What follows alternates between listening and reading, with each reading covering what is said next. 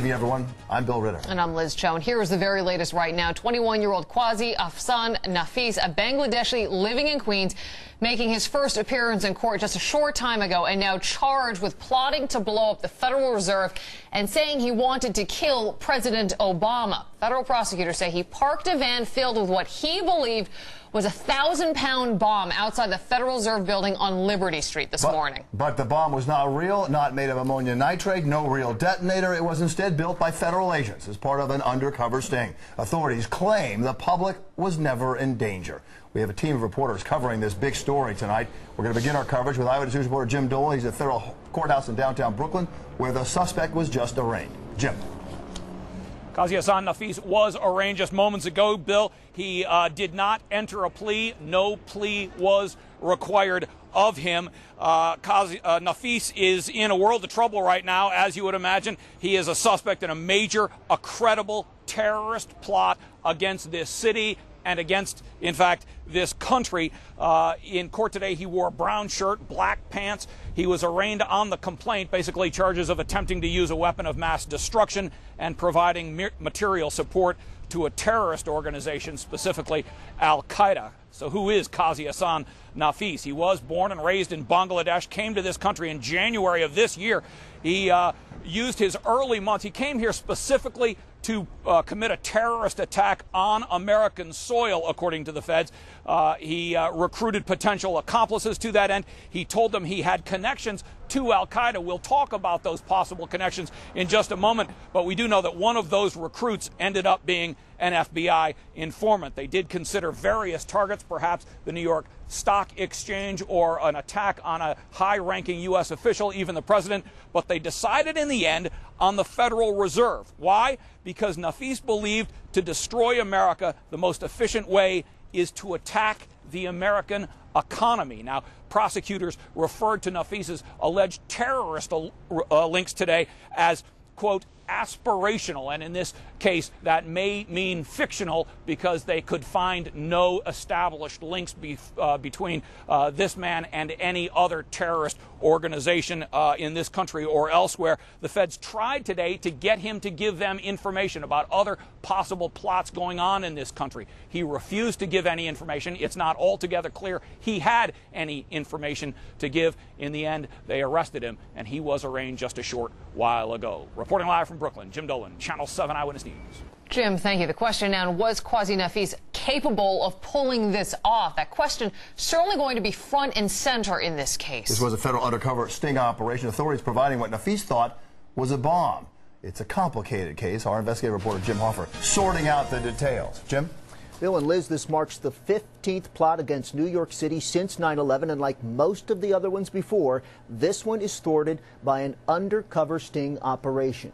Quazi Ahsan Nafis wanted to hit a major landmark, preferably a financial institution, that would rock America's economy. He decided the best target was the Federal Reserve, and this morning, according to law enforcement, he drove a van which he thought was filled with 1,000 pounds of explosives to the Reserve Bank. What he didn't know is that his partner on the mission was an undercover FBI source who provided the bomb, which was inoperable. After he parked the van, it is alleged he walked to a nearby hotel and attempted to detonate the inert bomb using a cell phone. But instead of a deadly bang, he got busted. The head of the Homeland Security Committee in Congress says he's been told Nafis had real terrorist connections. Some of the people in the investigation thought that Nafis could put them in touch or give them information on other operatives here in the United States. It is believed that the defendant had the New York Stock Exchange among his list of possible targets. Federal prosecutors say he even made a videotape addressed to Americans saying, quote, "We will not stop until we attain victory or martyrdom." His downfall, though, was in his attempt to recruit individuals to form a terrorist cell here in the United States. He unknowingly recruited a source for the FBI, posing as an Al-Qaeda facilitator. He also apparently had a backup plan should this morning's attempt been interrupted by police. He was ready, according to authorities, to make it a suicide bombing mission. The criminal complaint says Nafis devised the attack plan himself and came to the U.S. from Bangladesh for the sole purpose of carrying out a terrorist strike. Back to you. Okay, Jim. Well, The Federal Reserve, of course, a symbol, literally and figuratively, of the economy and the finances of the United States, certainly a high-profile target. And it is just a few blocks away from what was once Ground Zero. Eyewitness News reporter Jeff Begay continues our coverage from the Federal Reserve Building in Lower Manhattan. Late today, outside the New York Federal Reserve Building, members of the NYPD's Emergency Service Unit added to the security detail. Every entrance and exit of the structure on Liberty Street covered by cops as the news of this foiled terrorist plot filtered out. Yeah, no, it's terrifying. They made the arrest. I think it's horrible. The story shocked some of the people we spoke with who have become familiar with this building because of the daily police presence here. That is absolutely mind-numbingly scared. I mean, I've been living in this area for 5 years, and we were all just getting this really great vibe about how this is such a safe place to live. The New York Fed is one of 12 regional Federal Reserve banks that helps coordinate and formulate monetary policy. It played a central role in helping Wall Street banks navigate the financial crisis. And that was Jeff Begay's reporting from Lower Manhattan. We are tonight finding out much more about the suspect, Quazi Ahsan Nafis.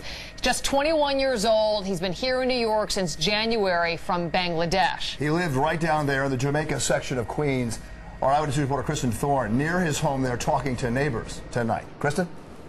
Well, Bill and Liz, we are just outside Nafis's apartment building here in Jamaica on 93rd Avenue. I want to step aside and show you what we believe to be his apartment building. You see that right up there, that white porch where that pink and yellow curtain is. There are a bunch of FBI personnel inside that apartment building, inside his apartment, taking pictures. We just saw a whole bunch of flashing cameras going off, just a flurry of activity around this building. We were able to get inside the building. Here is his apartment door on the second floor of this small apartment building on 93rd Avenue. We did hear a number of voices coming from inside the apartment. We figured that that is the FBI in there working away. At one point, we did see an investigator come out on that porch.